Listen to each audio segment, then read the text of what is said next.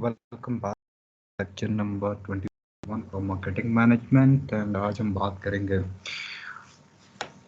Personal communication को हम कैसे मैनेज कर सकते हैं, उसके अंदर डायरेक्ट और interactive marketing, word of mouth and personal selling कैसे काम करती है। So let's try to understand these concepts.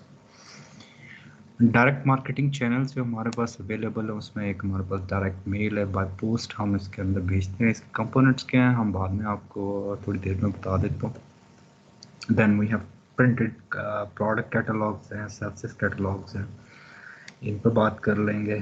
Tele marketing या customer care is another direct marketing channel जिसको एज ए प्रोड्यूसर हम इस्तेमाल करते हैं। एंड कुछ हमारे पास और रिस्पॉन्स के ऑप्शंस हैं। Let's see. तो हमारे पास चैनल्स है, डायरेक्ट मेल है, कैटलॉग्स है, टेली मार्केटिंग है, and other than these three we have other personal sellings और वर्ड ऑफ माउथ। उसके अंदर या बज़ मार्केटिंग या आप कह सकते हैं इन्फ्लुएंसर मार्केटिंग, ये सारे के सारे डायरेक्ट मार्केटिंग चैनल्स कहलाएंगे। अब मेल बाय पोस्ट जो आपने भेजनी है उसके क्या कंपोनेंट्स होने चाहिए। एक उसके अंदर आपका कवरिंग एनवेलप होगा, फिर सेल्स लेटर जो आप टारगेट कर रहे हो ऑडियंस या कंज्यूमर्स को, वो बड़ा डिटेल्ड और कोहेसिव होना चाहिए, जिसके अंदर सारी प्रोवाइडेड रिक्वायर्ड इंफॉर्मेशन होनी चाहिए सेल्स लेटर में। एंड फिर सर्कुलर जो आप उसके साथ स्पेशल पैकेज वगैरह इंक्लूड करते हुए, terms and conditions that should be included. Reply form, अगर आपको फीडबैक चाहिए फ्रॉम कस्टमर्स तो वो भी होना चाहिए। And lastly it should not be complication और problem for customer to send. तो ये आपका एक आइडियल मेलिंग पैकेज है जिसके अंदर outside envelope, sales letter, circular and reply form and reply envelope आप कंज्यूमर को प्रोवाइड करते हैं। अब डायरेक्ट मार्केटिंग में जो इश्यूज हैं, एक इरिटेशन है। Irritation directly links with the frequency and timing आप जिस कस्टमर को कम्युनिकेट करने की कोशिश कर रहे हो। एट टाइम्स कस्टमर शायद अपनी कमिटमेंट के साथ इंगेज हो या कहीं मसरूफ़ हो, और अगर आप उसको इंगेज करने की कोशिश कर रहे हो तो that can translate into irritation या अनफेयरनेस इन टर्म्स के आप जो पॉइंट्स या बेनिफिट्स या प्रोमिसेस कस्टमर के साथ कमिट कर रहे हो वो शायद आप डिलीवर ना कर सको, तो फिर उस बारे में अनफेयरनेस आ जाएगी। एज ए कस्टमर वो try to consider it as a deception और अ फ्रॉड कॉन्सेप्ट है। और most of the time specially आजकल जो डिजिटल मार्केटिंग या आपका टेली मार्केटिंग है, इसके अंदर एक कंसर्न जो है प्राइवेसी ऑफ कस्टमर के सेंसिटिव डाटा तक आपको एक्सेस कैसे मिल गई है। ये इट्सल्फ एक बहुत बड़ा क्वेश्चन मार्क है for protection of the sensitive data of your customers. और जो हमारे पास प्रमोशनल अपॉर्चुनिटीज़ आ सकती हैं, उसके अंदर वेबसाइट्स है, माइक्रो साइट्स जो हैं मेन साइट के ऊपर ही प्रोडक्ट स्पेसिफिक जो वेबसाइट होगी, search ads and then way of display ads हैं।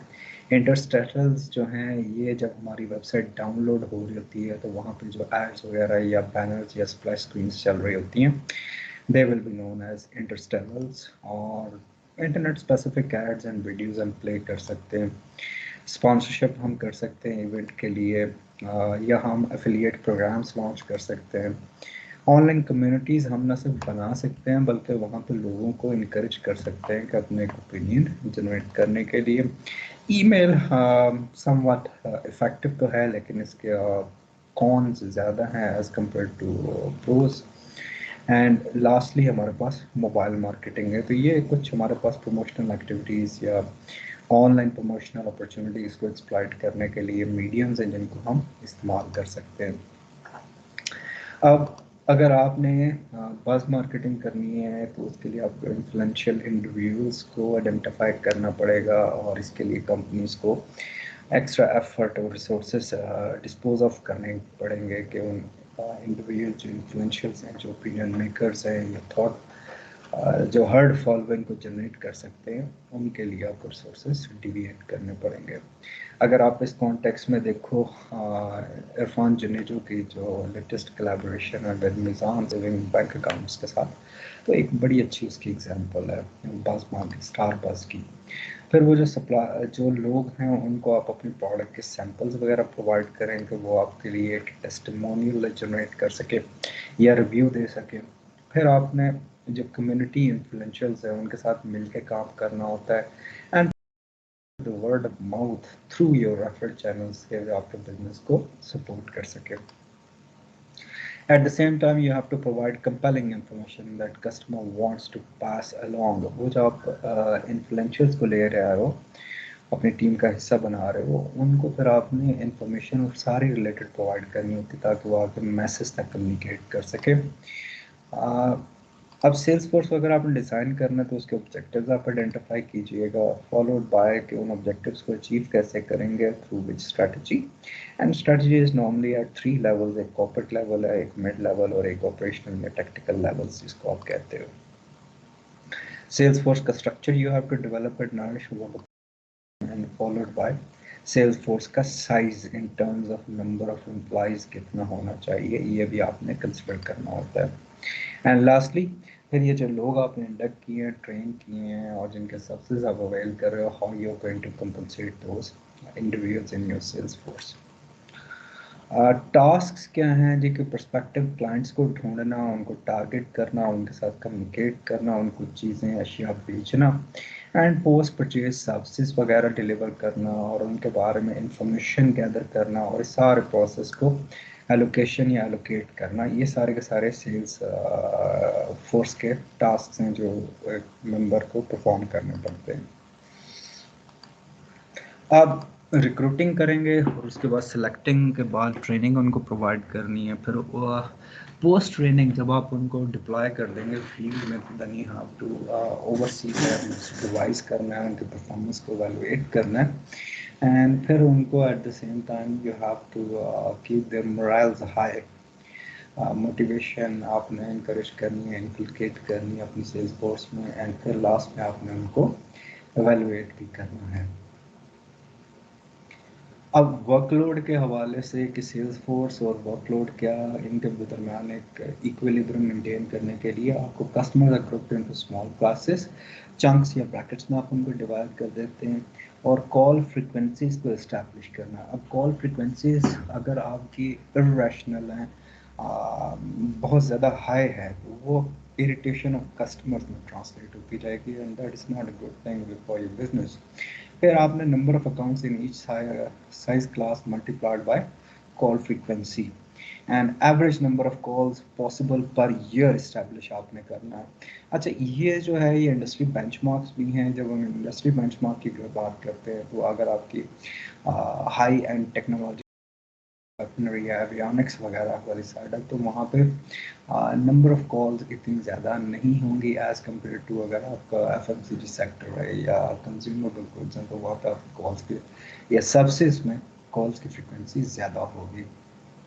फिर number of representatives equal to total MN calls required divided by number possible। तो ये से आपको एक कि आपका इंडस्ट्री बेंचमार्क के साथ कॉम्प्लीमेंट करने के लिए क्या what should be the frequency of your workforce, workload and sales force का साइज क्या होना चाहिए। अब कंपनसेशन जब आपने इनको करनी है तो एक तो उनकी फिक्स अमाउंट या सैलरी होगी, उसके ऊपर आप उनको बोनस वगैरह प्रोवाइड कर सकते हैं वेरिएबल अमाउंट्स में, और या एक्सपेंस अलाउंस जैसे कन्वीनियंस अलाउंस है या कम्युनिकेशन अलाउंस है, तो ये आप उनको प्रोवाइड कर सकते हैं। And other than these you have to provide them health care benefits and medical facilities, और बाकी जो बेनिफिट्स हैं वो भी आप उनको प्रोवाइड कर सकते हैं। अब इफेक्टिव सेलिंग में आपने पहले प्रोस्पेक्टिव क्लाइंट्स को आइडेंटिफाई करना है, and then you have to qualify them, followed by you have to prepare yourself a pre-approach to those clients। well systematic process है जिनके थ्रू आप अपने आप को बेहतर तौर पर तैयार कर सकते हो एक पोटेंशियल क्लाइंट के साथ कम्युनिकेट करने के लिए। then you have to establish the contact with your prospective clients, that is then you have to approach them, and then you have to present your case to the potential customers, and followed by फिर उनके जो objections raise होंगे आप तो उनके satisfactory answers या solutions provide करने हैं, and फिर आप उसको closing कर लेंगे, and last में फिर आप once you have sold out your products or services to the potential customers, तो फिर आप उनके पास follow up भी करेंगे. This concludes our today's lecture. इंशाल्लाह आप लोगों से मुलाकात होगी इंटरेक्टिव सेशन में. Till then, अल्लाह हाफिज़. अपना ख्याल रखिएगा.